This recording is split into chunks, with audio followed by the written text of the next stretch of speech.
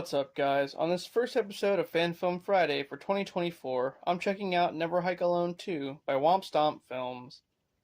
This one is a long-awaited sequel to Never Hike Alone and stars Tommy Jarvis himself, Tom Matthews.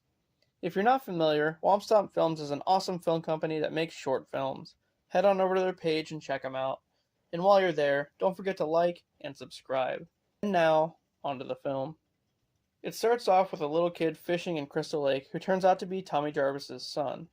After the son mentions Jason's name, Tommy gets concerned and then all of a sudden, Jason pops out of the water and grabs him. But it was just a dream. We then get a look around Tommy's room and see that he's been obsessed with Jason his whole life pretty much, which is how it was in the theatrical movies as well. So naturally, Tommy goes back to Camp Crystal Lake armed with a shotgun. He goes cabin to cabin, searching for Jason, but doesn't find anybody. After looking around a bit more, he runs into Rick from Friday the 13th Part 6, who is now the sheriff. And he still doesn't believe a word Tommy's saying about Jason. After the sheriff drives off, we see Kyle, the hiker from the first movie, leading me to believe this is a prequel, kind of. Tommy heads to the hospital where he works and has a really awkward conversation with one of his co-workers, Dr. Hill. Later that night, a Brad Dourif-looking guy is camping out with his girlfriend when there's a noise outside their tent. It turns out to be Kyle, who's all banged up from fighting Jason. As Kyle runs off, the two campers come face to face with Jason. Then, back at the hospital, Dr. Hill keeps having flashbacks of her son Mark, who was killed by Jason in the first movie, and she ends up spilling coffee everywhere. Tommy gets a call for an injured hiker out by the camp, and this is where the ending of the first movie happens. Jason kills the two paramedics, but Tommy's able to escape with Kyle still in the back. So there you go. From here on out, it's a sequel. A while later, Tommy stops to see if Jason followed them, and yep, he sure did. He gets blasted with a shotgun, and Tommy flees yet again. They arrive to the hospital, and Dr. Hill takes Kyle into surgery. As that's going on, Sheriff Rick has been going over old files of the Crystal Lake murders from previous movies, and decides to head back over there. He finds the paramedics dead and sends out an APB on Tommy, assuming that he's the killer. Back at the hospital, Tommy gives Dr. Hill his whole backstory dealing with Jason, but she doesn't really buy into it at all, until they watch the footage back from Kyle's GoPro. As Kyle's recovering, Jason shows up to the hospital to finish him off. But it's just Tommy checking on him. Tommy and Kyle plan to go back to the camp to find Pamela's head, thinking it will lure Jason out. However, then the sheriff cuts them off in the lobby. Out of nowhere, the power goes out and Jason massacres all of the deputies. Tommy and some others make it out to the parking lot where the sheriff sacrifices himself so that they can get away. Tommy, Kyle, and Dr. Hill make it to the camp, but so does Jason. They find Pamela's head, and then Tommy has a rematch against Jason that's pretty epic. Jason channels his inner Hawkeye and subdues Tommy with some arrows. Suddenly, Hill pulls a Chris Higgins and buries an axe in Jason's head. Now that Kyle has Pamela's head, Jason chases him to the lake. And when he goes to stab Kyle, he accidentally stabs Pamela's head instead. Her head falls apart in his hands, and honestly it looks like the inside of a baseball or something. It's weird. But, as Jason's distracted, Tommy comes behind him and cuts his head off with a machete. The following day, there's a press conference with the mayor about what just happened, and it's Shelley from Friday Part 3. Tommy and Kyle thank each other, and Tommy says he's done with hiking, at least for now. Sometime later, another YouTuber vows to pick up where Kyle left off, saying that he's going to go to Crystal Lake. The end. Wow, what a sequel. They really outdid themselves here. And Tom Matthews, man, that was awesome. There were a lot of cameos in this one, actually. Sheriff Rick, the mayor, and a lot of the extras, too. And I'm surprised Kyle survived, but I'm glad he did. If you want to see this one for yourself, head on over to Womp Stomp's page or check the link in the description box below. That does it for this episode of Fan Film Friday.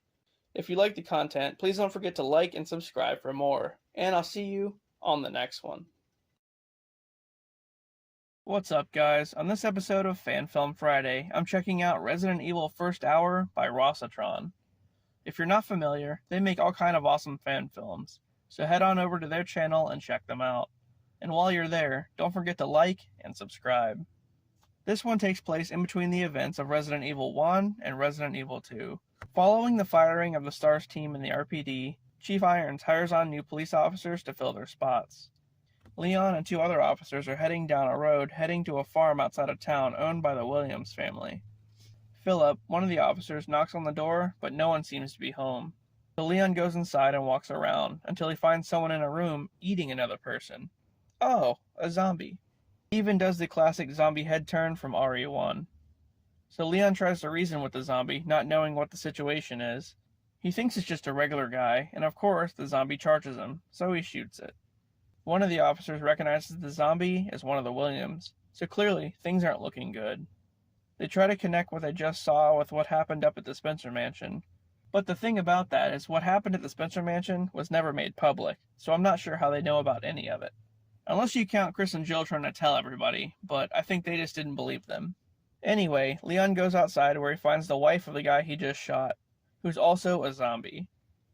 Philip tries to talk to her and ends up getting bitten. Then, a lot more zombies come out of nowhere, forcing them to retreat back to the house. As they tend to Phil's wound, Leon finds yet another zombie inside. Then, of course, Phil reanimates as a zombie himself. The other officer tries to hold him off and ends up getting bitten too. Well, he's screwed. After that, Leon and the other officer argue about whether or not to put Philip down, and ultimately, they do. Then they head outside and fight through a bunch of zombies. They make it to a field where the officer starts to turn, and just then, Umbrella shows up and guns him down. Leon makes a run for it and makes it back to the car. As he drives into town, he sees Raccoon City falling into chaos. We then get a mid-credit scene of Claire heading into town after not being able to get a hold of Chris. The end. Well, this was a pretty decent short film. The effects were cool and the plot was too. Leon getting some zombie killing experience before the events of part 2 isn't a bad thing. It just sucks for those other officers. Sorry, Phil. Anyway, if you want to watch this one for yourself, head on over to ROSSATRON's YouTube channel or check the link in the description box below. This has been another episode of Fan Film Friday. If you enjoyed the content, please don't forget to like and subscribe for more. And with that, I'll see you on the next one.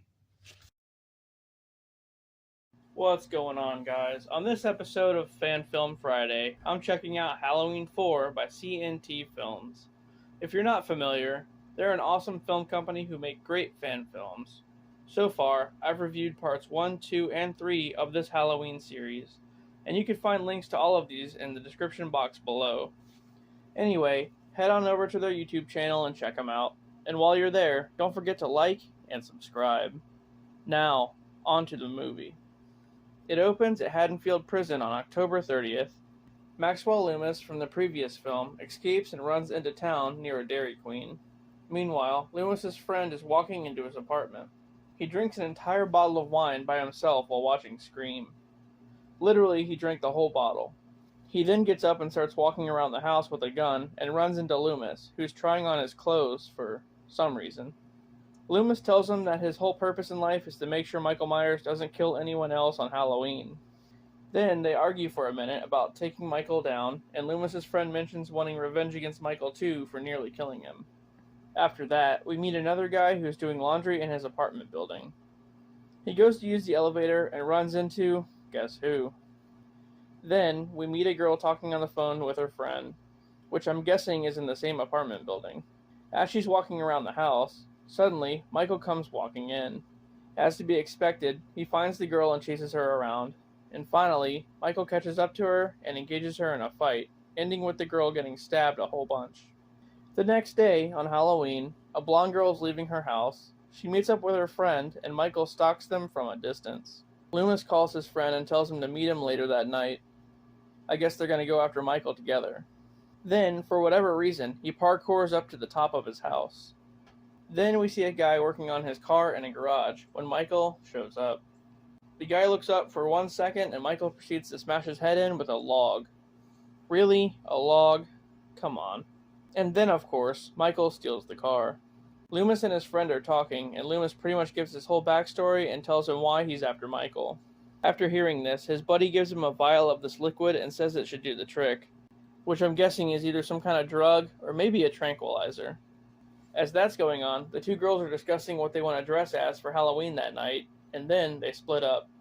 We get the classic girl walking alone down the street scene, with Michael not too far behind. He's watching her from a nearby cemetery. She makes it home, but Michael is just standing outside. Then there's a brief radio broadcast of the murders that Michael just committed in the apartment building, and the guy says he's still at large. Loomis's friend arrives to look around, finding a body. And then the girl from earlier goes outside and finds the guy from the garage dead in a car.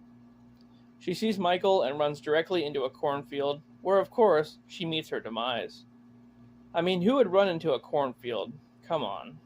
Later that night, a guy is at home when Michael shows up and chases him to the roof. A brief fight ensues, ending with the guy falling off the roof and hurting his ankle. He tries to crawl away, but that's not happening. Then, Michael walks in on a girl who's about to leave for a party. She runs away and traps herself inside a room where she finds another girl from earlier dead. All of a sudden, Michael breaks in and gives her a pitchfork to the stomach. Meanwhile, Loomis is walking around the street looking for Michael. It's pretty strange though, there's a lot of snow on the ground. I had no idea it snowed in October. Anyway, he finds his friend dying in a graveyard, who I guess just got stabbed by Michael. Then afterward, he goes after him, guns blazing. These two girls run up and steal a candy bowl from another little girl who's been trick-or-treating. What a bunch of assholes. They dump the candy out and are going through it, when Michael shows up and teaches them that stealing is bad. After dispatching both the girls, Loomis pops up and tranks Michael, knocking him out. He then dumps a bunch of gasoline all over him and burns him alive. Wow, what a way to go out. Then, out of nowhere, Loomis kills himself. The end. Well, what to say about this one? I've been watching these C&T Halloween films for quite a while now, and they've been getting progressively better. They're doing really well with production, and the storyline was pretty good, and I like the whole Maxwell Loomis concept. The only thing I didn't get in this one, if I'm being honest, is there was a lot of characters to follow, and it was hard to kind of keep track of who was who. Aside from that, it was good. But also I'm kind of wondering why Loomis killed himself. His whole purpose in life was just to kill Michael, and that was it. Anyway, if you want to see this one for yourself, head on over to C&T's YouTube channel and check him out. And remember, give him a like and subscribe. Well guys, that does it for this episode of Fan Film Friday. If you liked what you saw, give me a like and subscribe for more. And also, while I got you here, head on over to my new YouTube channel, Chris Hollywood Productions, where you can find full seasons of Fan Film Friday. There's all sorts of different fan films to check out, so head on over there and take a look. Alright guys, thanks for watching, and I'll see you later. What's up guys? On this episode of Fan Film Friday, I'm checking out Friday the 13th 9 Lives by The Skeleton Crew. If you're not familiar, they do a lot of movie reviews including horror and a lot of other films, so head on over and check them out. While you're there, don't forget to like and subscribe. And now, on to the film. This one starts off with Jason walking through a neighborhood in October. These two people are walking into an apartment complex where they're ambushed by Jason. He kills the one guy while the girl runs away. She makes it around the corner, and you'll never guess who's waiting for her. If you guessed Jason, well, you guessed right. After a brief opening credits, we're introduced to a family who are visiting the grave of a guy Jason killed 5 years prior. As they mourn, Jason lingers in the background. Then we meet back up with Chris Higgins, who's reading a newspaper at home, and she recalls the events of the third film, stating that Jason won't get her this time. After that, a girl named Jody is by the lake when she gets attacked by Jason. He just randomly is up on a makeshift tree stand. Jody's brother was one of Jason's victims back at Higgins Haven in the third movie. So Jason chases Jody to an abandoned shack. After that, she wakes up and makes it seem like the whole thing was a nightmare. And then suddenly, Jason is at the foot of her bed. But yep, that's a nightmare too. The old Inception routine, huh? She joins her family out in the living room and her mom tells a story of what happened to her brother. Then, they sit around watching Halloween and plan for the Halloween party happening the following day. Not too worried about Jason if he decides to return. The next day, Jody and her family decide to pay a visit to the camp. They wander into a cabin where they find not only Pamela's severed head, but Jody's brother's severed arm as well. As it turns out, there have been a string of random murders at the camp, but the police won't go and investigate. And then this guy, who I'm guessing is Jody's dad, comes up with an idea to tell everyone that an imposter has been the one doing all the murders, not the actual Jason. Why he wants to tell everybody that, I don't know. I guess the family's worried that Jason is still out there somewhere. Then Jody goes exploring another cabin, and Jason pops back up, this time standing on the roof for some reason. He breaks in and goes after her. I'm guessing that she gets away, because that night at a drive-in, Jody's walking around when Jason catches back up to her and squeezes her eyes out, presumably killing her. While her parents are having a Halloween party back at the house, and this is the craziest dance sequence I've seen in a fan film. It almost rivals the Crispin Glover dance from Part 4. Anyway, one of the group is putting on some makeup when Jason shows up and gives her a new fashion accessory. After that, Jason just starts wrecking people left and right. He tries to kill one of the people, but he gets kicked in the nuts. The dad finds everyone dead except for the brother, and then Jason chases him into the woods where he takes him out with an axe. Back at the house, Jason goes after the lone survivor. She runs into the kitchen where she jams a cleaver into Jason's head, right where the axe wound is. He finally manages to subdue her, but suddenly, the brother walks in and saves her, but he ends up getting killed with a gardening tool. The fight leads to a shed where the final girl surprises Jason with a knife in the neck, taking him out once and for all. Then she gets in a car and drives away. The end. Well, that was a pretty good one. I like how it connects to Friday the 13th Part 3 and the Higgins Haven. It just sucks that Jody got taken out. I thought that she'd be the final girl. What a Shyamalan twist. And Steve, who played Jason, was really good as well. Anyway, head on over to their YouTube channel and check this one out. That does it for this episode of Fan Film Friday. If you enjoyed the content, please don't forget to like and subscribe for more. Alright guys, thanks for watching, and I'll see you later. What's going on guys? On this episode of Fan Film Friday, I'm checking out Resident Evil Bravo Team by Kent Productions. If you haven't heard of them, they do all kinds of awesome fan films. So head on over to their channel and check them out. While you're there, don't forget to like and subscribe. Now, on to the film. It starts off with somebody walking through what looks like the mansion, possibly. Then, they wake up, with all of that being a dream. This person turns out to be Wesker, and he goes outside to get in his car. Meanwhile, a group of Umbrella soldiers walk through the woods, gunning down zombies. After a brief intro, we meet with a few of the Bravo team members who are getting together for a briefing with Wesker, who then tells them about an escaped prisoner named Billy Cohen, who escaped custody out in the Arklay Mountains. Later that night, the Bravo team heads out there to investigate. 3 of them, Richard, Forrest, and Rebecca, find their way into the Spencer Mansion, which is owned by Umbrella. As Rebecca and Richard look around, Forrest comes face to face with a hunter. Then, Richard encounters a couple of zombies. He shoots one and barely gets away. As that's going on, Wesker goes and preps the Alpha team to go look for Bravo, saying that they're in trouble. Richard continues to investigate upstairs, where he runs into the Yawn, and we all know how that goes. The end. Well, that was a pretty short one, but it was good. The plot lined up perfectly with the lore of the first game, and the costumes were on point. Maybe someday we can get a follow-up to this one with the Alpha team and the mansion. So what do you say about that, Kent? Anyway, if you guys want to see this one for yourself, head on over to Kent Productions' YouTube channel. This has been another episode of Fan Film Friday. If you enjoyed the content, please don't forget to like and subscribe for more. And with that, I'll see you on the next one. What's going on, guys? On this episode of Fan Film Friday, I'm checking out Halloween Last Blood by FLOSHARK. If you haven't heard about them, they have a channel that's pretty much all about shark films. So head on over and check it out. And while you're there, don't forget to like and subscribe. And now, on to the film. This one starts off with a guy walking down an alleyway with a flashlight. Suddenly, he comes face to face with Michael Myers, who's holding a bloody kitchen knife.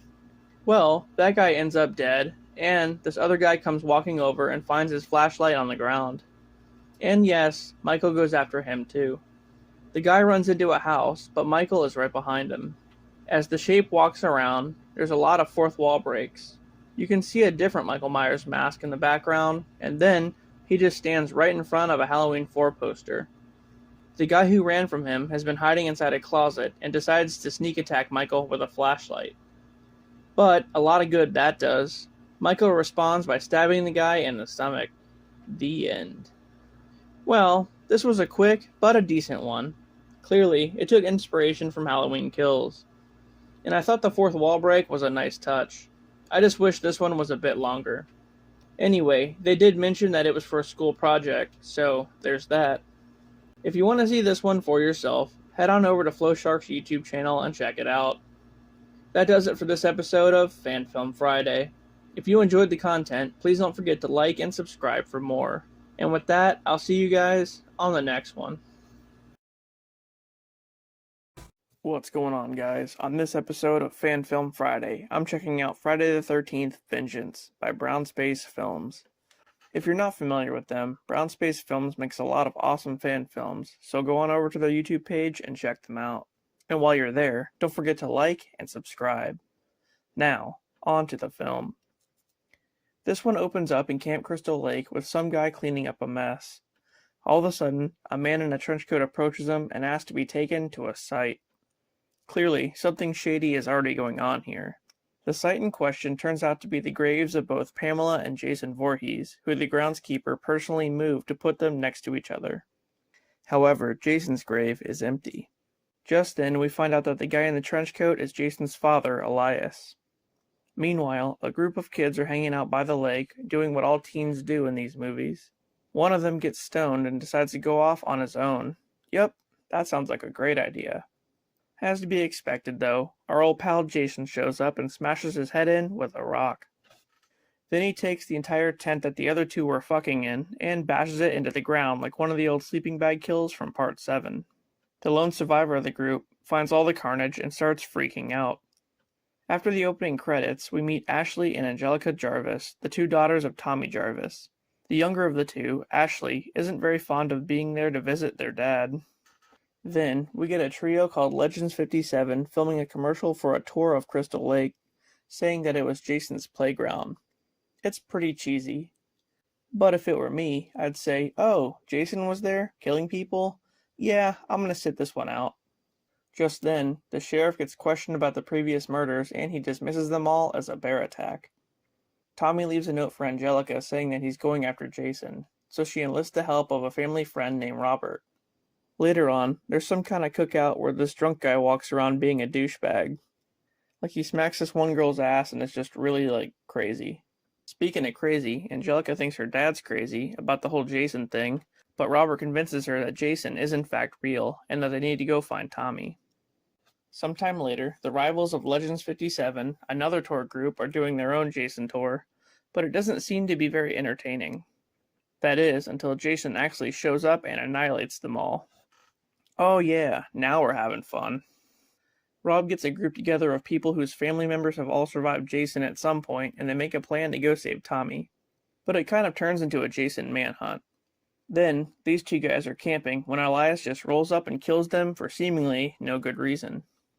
After that, these chicks are fixing their car that broke down when Jason pays them a visit. The group goes to talk to Tommy's therapist because she knows a lot about Jason, and probably knows what's going on, but the visit turns out to be in vain. Then we see a group of inmates in the woods picking up trash, one of which is actually played by Peter Anthony, a really good indie filmmaker. So then, Jason starts killing all the inmates as the group shows up to the woods. They run towards the sound of screaming, because who wouldn't want to do that? And meanwhile, the drunk guy pops back up and steals their Jeep. Karma acts pretty quickly though because he stumbles right into Jason. That night, the sheriff's department has already been on scene for the recent murders. The group's wandering around the woods with minimal weapons due to all their guns being in the Jeep. This whole time, Ashley and one of her friends try to go after her sister, but they're now lost in the woods. Awesome. One of the Legends 57 tour guys are calling it a night after a campfire, and Jason arrives to have a drink with them. As that's going on, Angelica and the group meets up with the others from Legends 57, and they all sit around the fire sharing s'mores. After the sheriff watches the inmate massacre through their body cam, we have a flashback to Camp Crystal Lake in 1957. As it turns out, the sheriff used to be a lifeguard at Crystal Lake, and he's fucking some girl when he should be watching the lake. All of a sudden, some counselors run over frantic saying that Jason just drowned because he wasn't watching him. Oh, so the whole thing's the sheriff's fault. Uh-oh. Back in present day, two of the Legends 57 tourists sneak off into the woods to go, do the do. And here's where things get a bit weird. We get another flashback at Crystal Lake after Jason drowned. Elias pulls his lifeless body out of the lake and uses the Necronomicon, the book from Evil Dead, to bring him back to life. So it's cool they kept a nod to Jason Goes to Hell in there.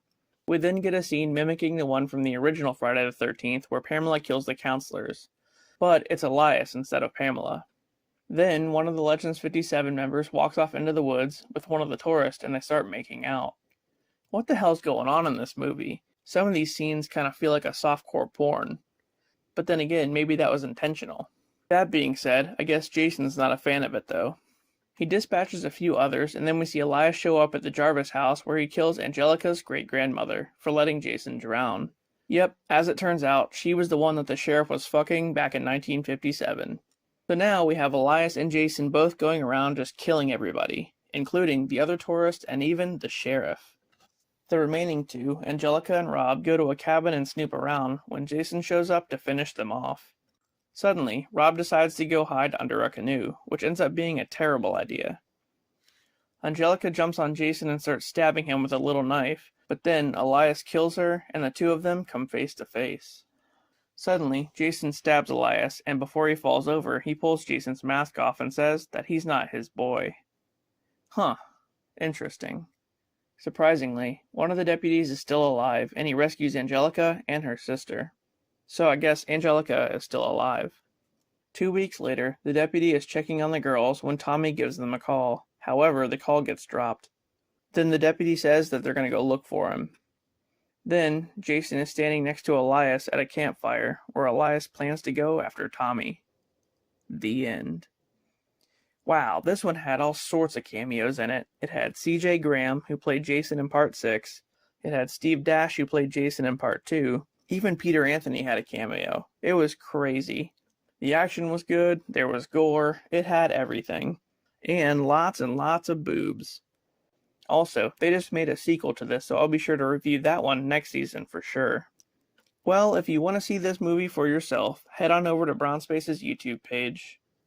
That does it for this episode of Fan Film Friday. If you enjoyed the video, please don't forget to like and subscribe for more. And of course, I'll see you on the next one. What's going on, guys? On this episode of Fan Film Friday, I'm checking out Resident Evil Last Soldier by RUCKUS Films. RUCKUS Films is a company created by Tom Bergman. He has all kind of other fan films on his channel, so head on over there and check them out. And while you're there, don't forget to like and subscribe. And now, on to the film. This one starts off by saying that Umbrella has been silently doing experimentation with the T-virus when it leaked into Raccoon City. Now, they need soldiers to help cover up their involvement. In an Umbrella lab, some scientists are busy turning a guy into a tyrant, commonly known as Mr. X.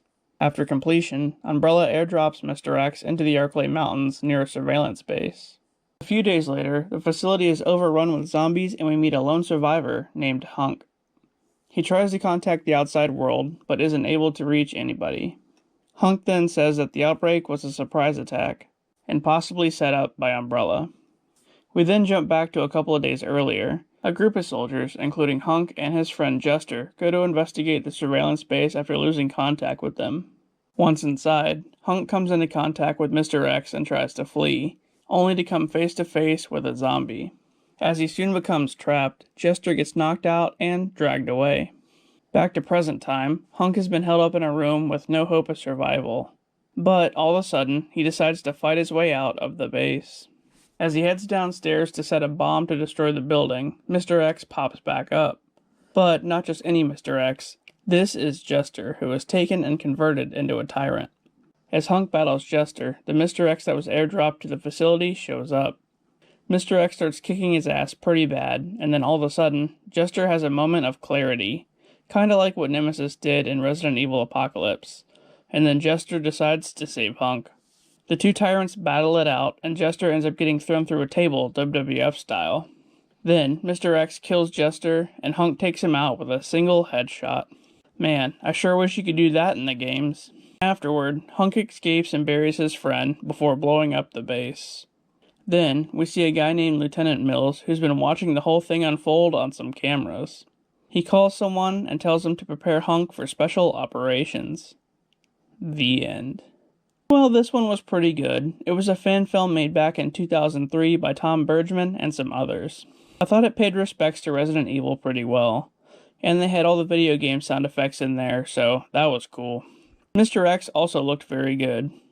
So if you want to see this one for yourself, head on over to Tom Bergman's YouTube channel. That does it for this episode of Fan Film Friday. If you enjoyed the video, please don't forget to like and subscribe for more. And with that, I'll see you on the next one. What's up, guys? On this special October Horror Fest edition of Fan Film Friday, I'm checking out The Forest by In the Face Studios. If you're not familiar, they're a pretty cool film company who makes all kinds of different fan films, so head on over and check them out. And while you're there, don't forget to like and subscribe. And now, on to the film. This one starts off with a guy who's talking about going to the forest with his friends to make a documentary. The forest I'm talking about, of course, is Camp Crystal Lake. So, he and his friend Nick meet up with two others, Marcus and Shane, at the gas station, who then go with them on the trip. The one guy, Marcus, tells them a little bit of the history behind the area. And once they get there, a ranger gives them a hard time, telling them to leave immediately. But luckily, Marcus finds them another way in through a hidden trail. The group then stumbles upon some kind of giant abandoned building in the middle of the forest. And then, one of them finds Pamela's severed head just sitting around. Naturally, this freaks them all out, and by nightfall, they're all ready to leave. However, they get lost as they're walking back to the car and start to take it out on each other. All of a sudden, Jason shows up and kills the main guy, David. Then the others run back into the ranger, who tries to be a hero, and, well, it doesn't exactly work out for him. As the remaining two guys run for it, Jason is close behind and takes them both out pretty quickly. Afterward, a news anchor is talking about Camp Crystal Lake and the surrounding area being set on fire, and that the ranger has gone missing. Just then, Jason appears and takes him out. The end. Well, this was a pretty good one. If Camp Crystal Lake was real, and I knew about Jason, I don't think I'd be going anywhere near that place. Well, I don't know. Maybe I would. Anyway, if you want to see this one for yourself, head on over to In the Face Studios YouTube page. That does it for this episode of Fan Film Friday. If you enjoyed the content, please don't forget to like and subscribe for more. And with that, I'll see you on the next one. What's going on, guys? On this episode of Fan Film Friday, I'm checking out The Keeper's Diary by Residents of Evil. If you're not familiar, they have an awesome channel dedicated to all things Resident Evil. So head on over and check them out. And while you're there, don't forget to like and subscribe. And now, on to the film. It opens up in the Arklay Mountains in July of 1998. The STARS Alpha team has been sent in to investigate the disappearance of Bravo team, and they end up inside of a mansion. We find Jill Valentine, one of the Alpha team members, exploring a dimly lit hall. She enters a room where she finds a corpse on the floor next to a typewriter with a typed message sitting inside.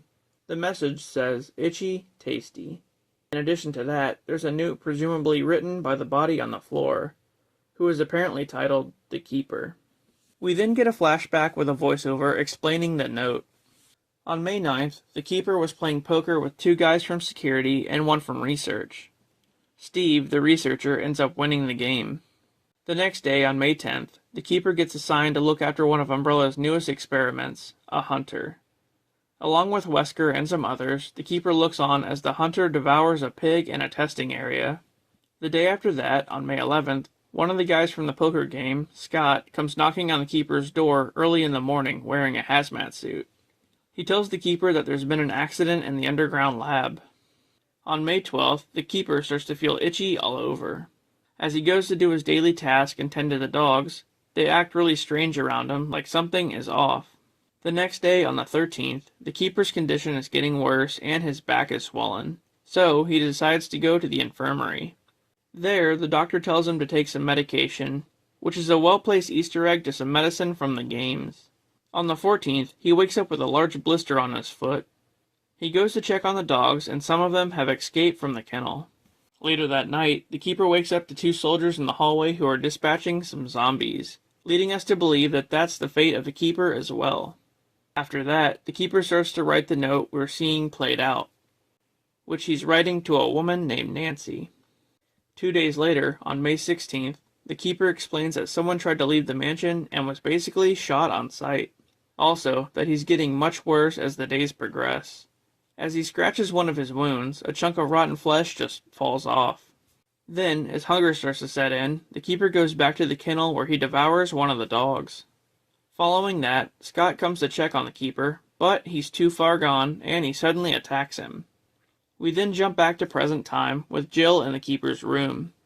Scott emerges from the closet, but she puts him down and then leaves the room. The end. Wow, this one was truly great.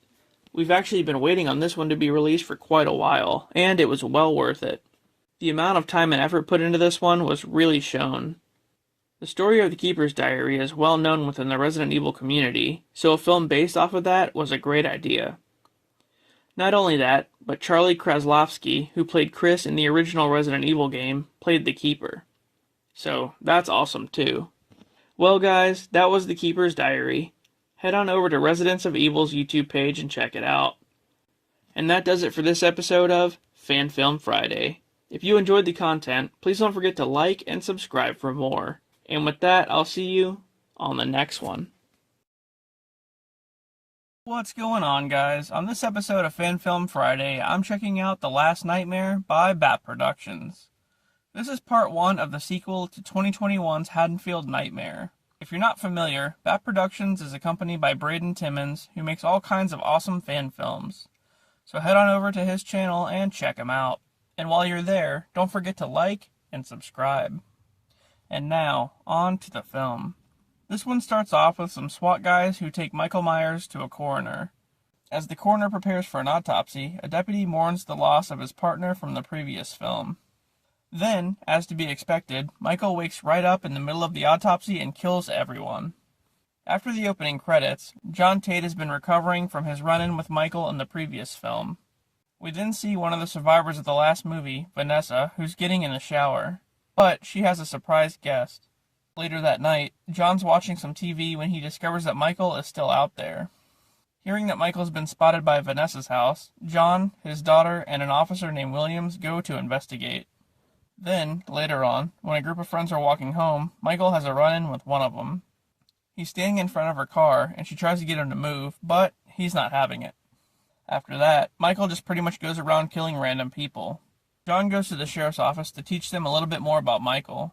As the sheriff's department goes on a manhunt for the Shape, John and Williams get into an argument about some information that he thinks John withheld from him. Williams didn't believe some of what John said about Michael at first, and John says that's what got the sheriff killed. Then, Michael catches up with another girl, and she holds her own pretty well, but ultimately, he takes her out. Around this time, some kids are having a Halloween party when some deputies ask them to shut the party down due to Michael being in the area. He's just a little too close for comfort. Michael takes out one of the deputies with a knife to the head.